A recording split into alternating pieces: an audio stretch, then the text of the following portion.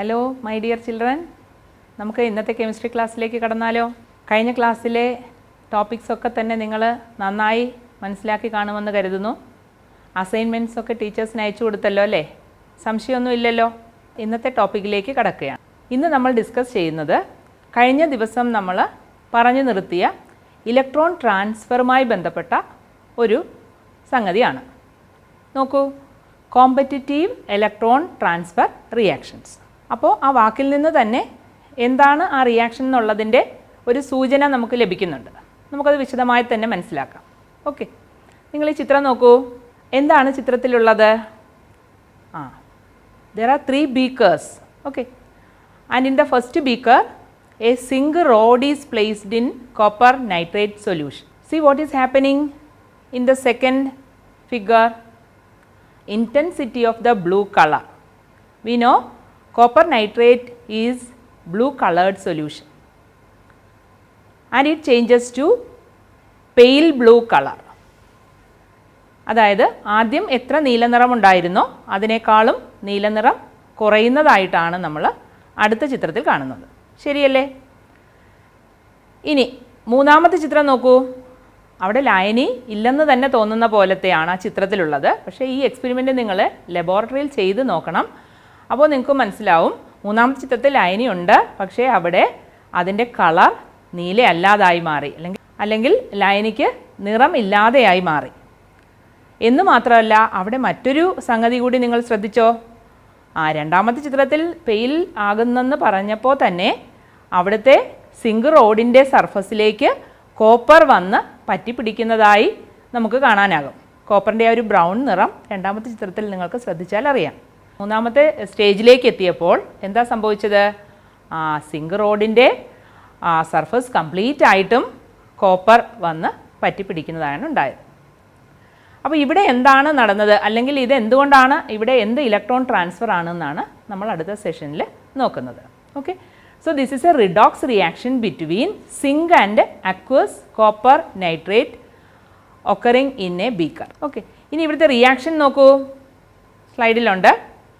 Zn plus Cu2 plus gives Zn2 plus plus Cu. അപ്പോൾ നമ്മൾ electron transfer എന്ന ഐഡിയയിലൂടെ കഴിഞ്ഞ ക്ലാസ്സിൽ എങ്ങനെയാണ് ഓക്സിഡേഷൻ, എങ്ങനെയാണ് റിഡക്ഷൻ എന്ന് മനസ്സിലാക്കി. അല്ലെങ്കിൽ ഒരു റിഡോക്സ് റിയാക്ഷനിൽ എങ്ങനെയാണ് ഇലക്ട്രോൺ ട്രാൻസ്ഫർ നടക്കുന്നതെന്ന് നമ്മൾ കഴിഞ്ഞ ക്ലാസ്സിൽ ഡിസ്കസ് ചെയ്തിരുന്നു. ഇവിടെ നിങ്ങളതൊന്ന് അപ്ലൈ ചെയ്ത് നോക്കുമോ? Okay, zinc is releasing 2 electrons and changes to Zn2 plus and copper 2 plus ions changes to copper by gaining 2 electrons. അവിടെ സിങ്ക് റോഡിലെ സിങ്ക് Zn2 plus ആയി ലായനിയിലേക്ക് ലയിക്കുകയാണ് ഉണ്ടായത്. അപ്പോൾ Zn2 plus എന്ന് പറയുന്നത് ഒരു കളർലെസ് ആയിട്ടുള്ള അയോണാണ്. അല്ലെങ്കിൽ Zn2 പ്ലസിൻ്റെ സാന്നിധ്യം കൊണ്ട് ലായനിയുടെ കളർ കുറയുകയാണ് ചെയ്യുന്നത്. അല്ലെങ്കിൽ Cu2 plus അയോൺസ് ഇലക്ട്രോണിനെ ഗെയിൻ ചെയ്ത് Cu ആകുക വഴി ലായനിയിലെ Cu2 പ്ലസിൻ്റെ അളവ് കുറയുകയാണ് ചെയ്യുന്നത്. അപ്പോൾ ലായനിക്ക് നീലനിറം കൊടുക്കുന്നത് നമുക്കറിയാം Cu2 plus അയോൺസ് ആണ്. അപ്പോൾ സ്വാഭാവികമായും Cu2 plus അയോൺസ് ൻ്റെ അളവ് കുറയുന്നതനുസരിച്ച് ലായനിയുടെ നീലനിറവും കുറഞ്ഞു വരുന്നതായി കണ്ടു. അപ്പോൾ നിങ്ങൾക്ക് ഈ എക്സ്പെരിമെൻ്റ് ലബോറട്ടറിയിൽ ചെയ്ത് നോക്കാവുന്നതാണ്. ഇനി നമുക്ക് മറ്റൊരു റിയാക്ഷൻ നോക്കാം. ഈ ചിത്രം നോക്കൂ. ഇവിടെ ഒന്നാമത്തെ ചിത്രത്തിൽ കോപ്പർ റോഡ് ഡിപ്പ് ചെയ്തിരിക്കുകയാണ് സിൽവർ നൈട്രേറ്റ് സൊല്യൂഷനിൽ. അപ്പോൾ ഒന്നാമത്തെ ബീക്കറിൽ സിൽവർ നൈട്രേറ്റ് സൊല്യൂഷനിൽ ഒരു കോപ്പർ റോഡ് ഡിപ്പ് ചെയ്തിരിക്കുകയാണ് ചെയ്യുന്നത്. അപ്പോൾ റിയാക്ഷൻ നടക്കുമ്പോൾ രണ്ടാമത്തെ ചിത്രത്തിൽ നിങ്ങൾക്ക് ശ്രദ്ധിച്ചാൽ അറിയാം, ആദ്യത്തെ ചിത്രത്തിലെ ലായനിക്ക് കളർ ഇല്ലായിരുന്നു, കളർലെസ് സൊല്യൂഷൻ ആയിരുന്നു. പക്ഷേ രണ്ടാമത്തെ ചിത്രം എത്തിയപ്പോൾ നോക്കൂ, pale blue colour is appearing. അതുപോലെ ആ റോഡിലെ ചേഞ്ചും നിങ്ങൾക്ക് ശ്രദ്ധിച്ചാൽ അറിയാം, അവിടെ സിൽവർ അയോൺസിൻ്റെ ഒരു സാന്നിധ്യം റോഡിൽ കണ്ടു തുടങ്ങി. മൂന്നാമത്തെ ചിത്രത്തിൽ നോക്കൂ, അവിടെ കാണുന്നത് ബ്ലൂ കളർ നന്നായിട്ട് ഇൻറ്റൻസ് ആയി. ദാറ്റ് മീൻസ് കോപ്പർ അയോൺസ് വളരെ കൂടുതലായി അവിടെ ഫോം ചെയ്യുകയാണ് ഉണ്ടായത്. അതുപോലെ തന്നെ കോപ്പർ റോഡിൻ്റെ സർഫസിൽ സിൽവർ അയോൺസ് കൂടുതലായി പറ്റിപ്പിടിക്കുകയും ചെയ്തു. So this is A redox reaction between copper and aqueous solution of silver nitrate occurring in A beaker. ഇനി നമുക്ക് ഒന്നാമത് കണ്ട റിയാക്ഷനുമായി ഈ റിയാക്ഷനെ ഒന്ന് കമ്പയർ ചെയ്ത് നോക്കിയാലോ?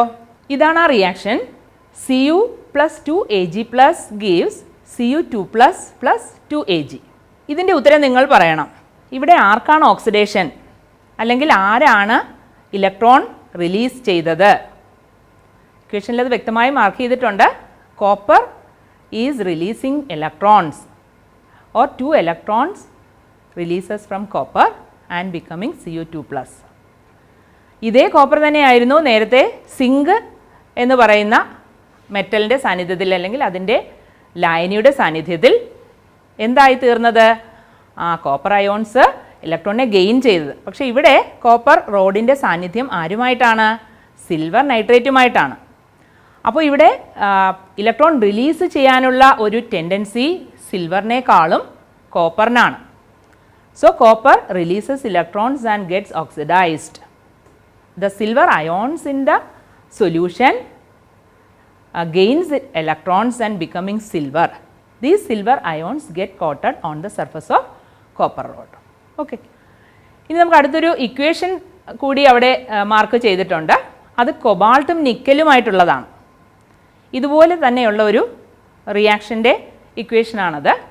അവിടെ cobalt is releasing electrons and getting oxidised and nickel ions gains electrons and getting reduced. അപ്പോൾ ഈ 3 റിയാക്ഷൻ്റെ സിറ്റുവേഷനിലും നമുക്ക് മനസ്സിലാവുന്നത് ഇലക്ട്രോണിനെ റിലീസ് ചെയ്യാൻ അല്ലെങ്കിൽ ഇലക്ട്രോൺ ട്രാൻസ്ഫറിൻ്റെ ഒരു കോമ്പറ്റീഷനാണ് ഈ റിയാക്ഷനുകളിൽ നമ്മൾ കാണുന്നത്.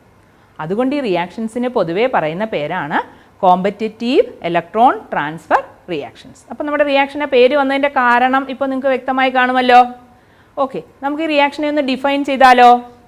Reactions in which the competition of electron transfer occurs are called competitive electron transfer reactions.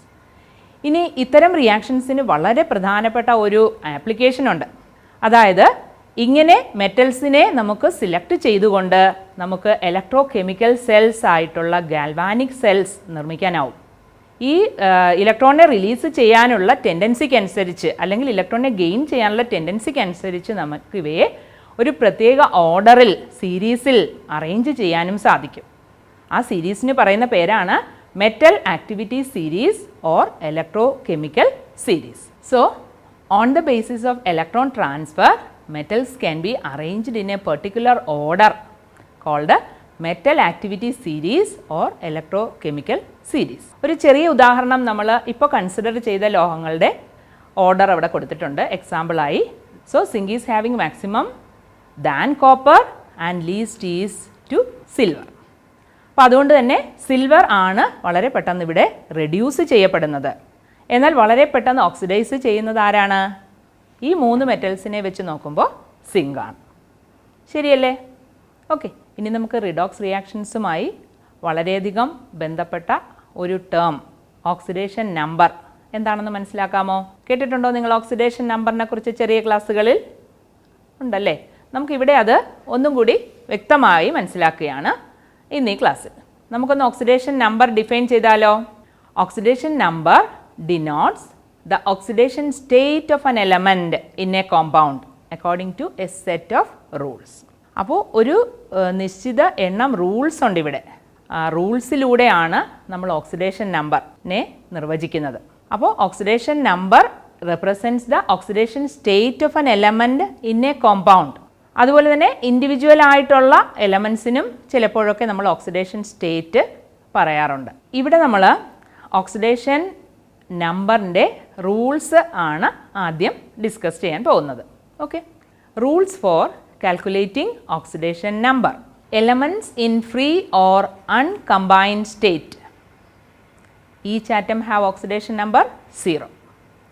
അപ്പോൾ ഫ്രീ സ്റ്റേറ്റിൽ അല്ലെങ്കിൽ കമ്പൈൻ ചെയ്യാതിരിക്കുമ്പോൾ എലമെൻസിൻ്റെ ഓക്സിഡേഷൻ നമ്പർ എത്രയാണ്, അല്ലെങ്കിൽ എന്തായിട്ടാണ് നമ്മൾ കൺസിഡർ ചെയ്യുന്നത്? 0 ആയിട്ടാണ്. Example H2, Cl2, O3, Mg etc. have a 0 oxidation number. ഇനി നോക്കൂ, for ions of only one atom the oxidation number is equal to the charge on it.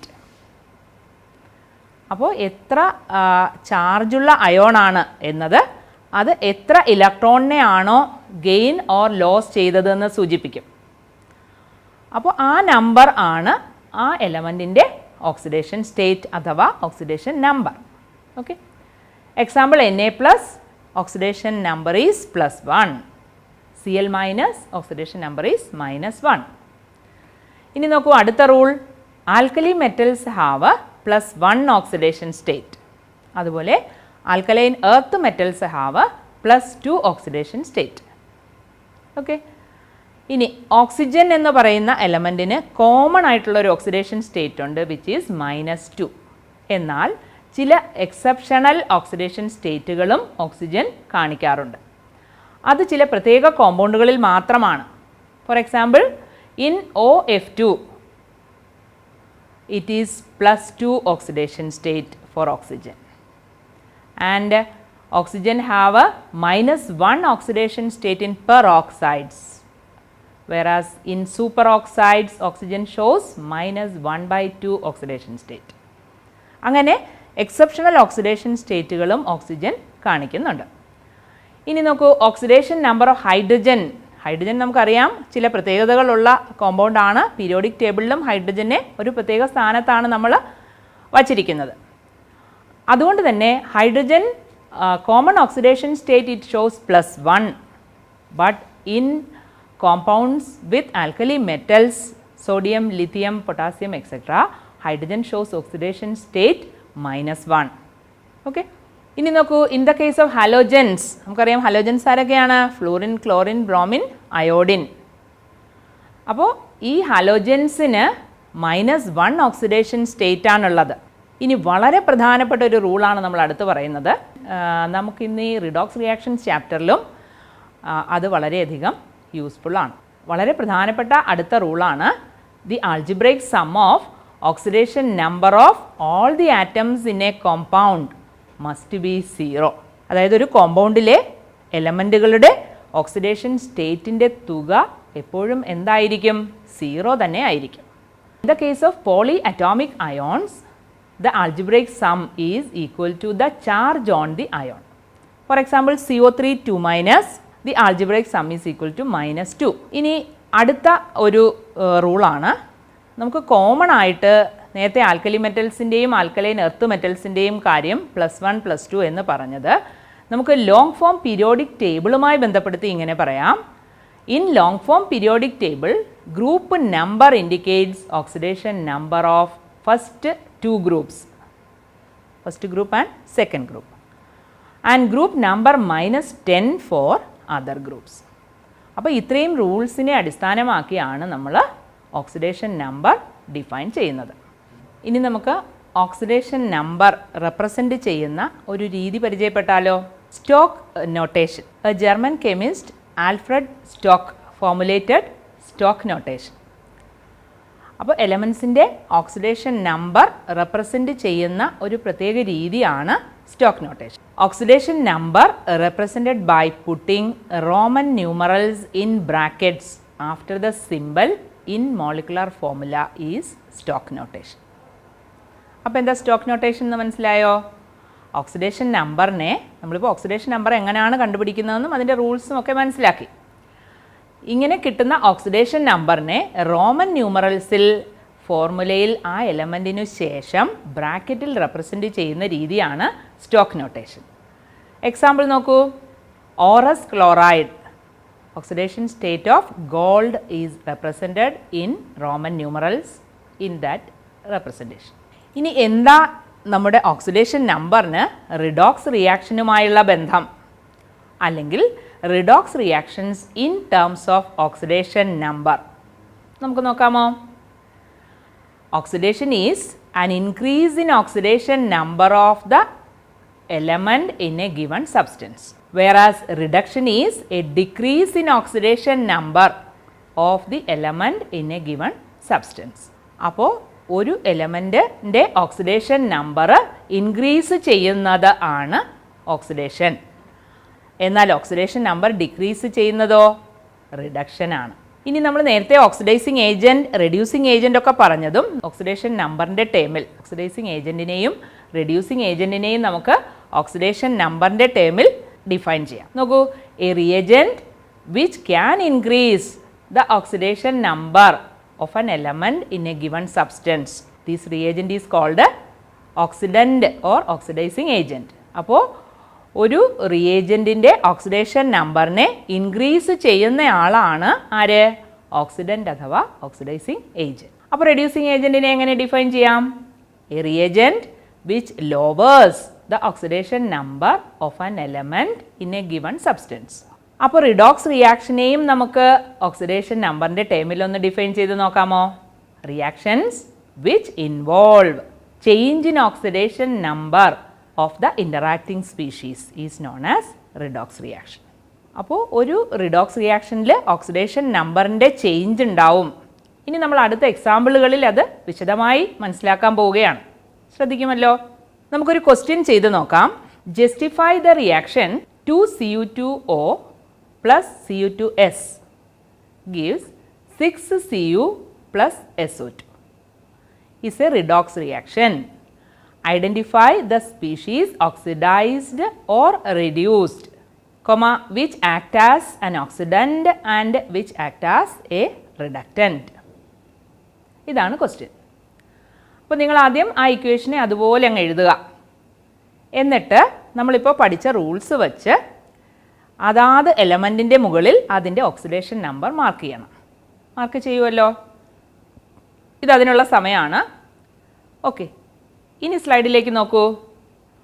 2Cu2O അതിൽ കോപ്പറിൻ്റെ oxidation state +1. ശരിയാണോ നിങ്ങൾ എഴുതിയത്? Oxygen is -2.